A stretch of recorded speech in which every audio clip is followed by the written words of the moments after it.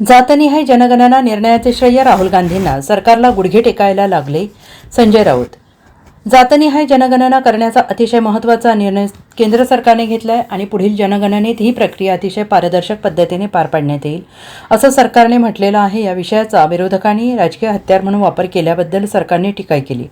काँग्रेससह अनेक विरोधी पक्षांनी अशा प्रकारच्या जनगणनेची मागणी केली होती. बिहार, तेलंगणा, कर्नाटकमध्ये जातनिहाय सर्वेक्षण झालं आहे. यावरून राजकीय वर्तुळात प्रतिक्रिया उमटत असून ठाकरे गटाचे खासदार संजय राऊत यांनी या निर्णयाचे श्रेय फक्त राहुल गांधी यांना असल्याचं म्हटलं आहे. प्रसारमाध्यमांशी बोलताना संजय राऊत यांनी म्हटलं आहे की जातनिहाय जनगणनेचा निर्णय हा सरकारने घेतला असला तरी या निर्णयाचे श्रेय फक्त राहुल गांधी यांनाच जात आहे.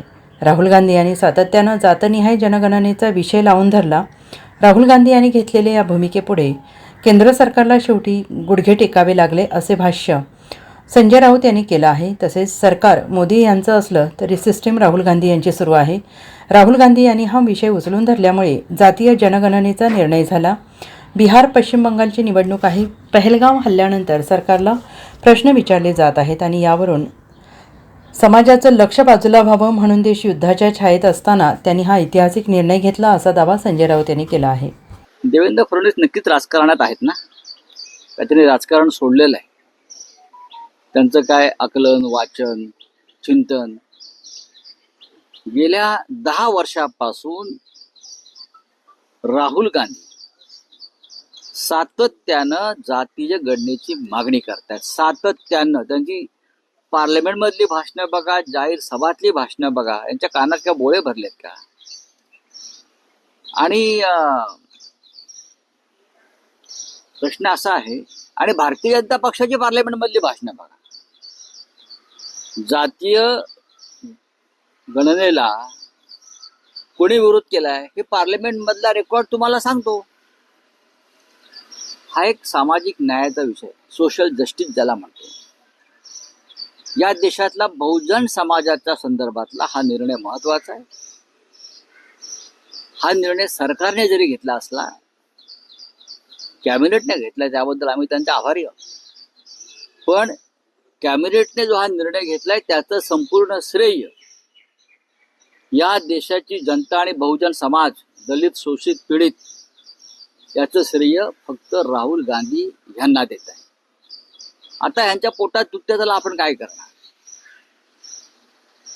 सरकार मोदी की और सिस्टीम राहुल की. काय म्हणतोय मी? सरकार मोदीची आणि सिस्टीम राहुलची चाललेली आहे. राहुल गांधींनी सातत्याने हा विषय उचलून धरल्यामुळे शेवटी, आणि मुहूर्त कोणता निवडला, किती महत्वाचा विषय आहे बघा.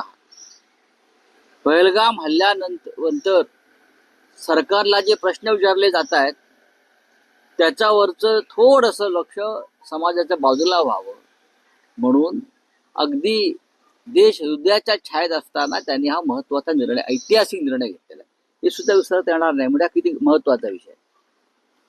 बिहारच्या निवडणुका आहेत, पश्चिम बंगालच्या निवडणुका आहेत.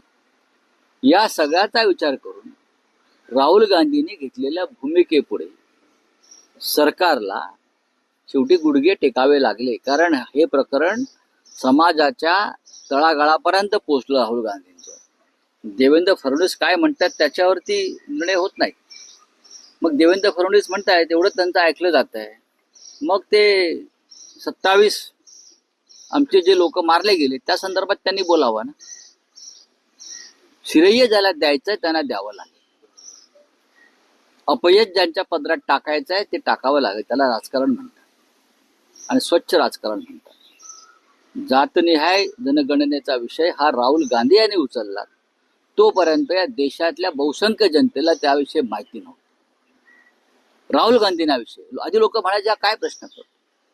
तुमच्याच भारतीय जनता पक्षाचा अनुराग ठाकूरचं भाषण पार्लियामेंट मधलं, जिसकी जात की पता नहीं वो जातीय जनगणना की बात कर रहे, राहुल गांधी विषयी अत्यंत घाणेरडे उद्गार काढलेले आहेत. म्हणजे विरोध कोणाचा होता? तर विरोध भारतीय जनता पक्षाचा. पण आता कॅबिनेटने निर्णय घेतलाय, आम्ही त्याचं स्वागत करतो आणि राहुल गांधींचं अभिनंदन करतो. Bureau report, SBN Marathi, Mumbai.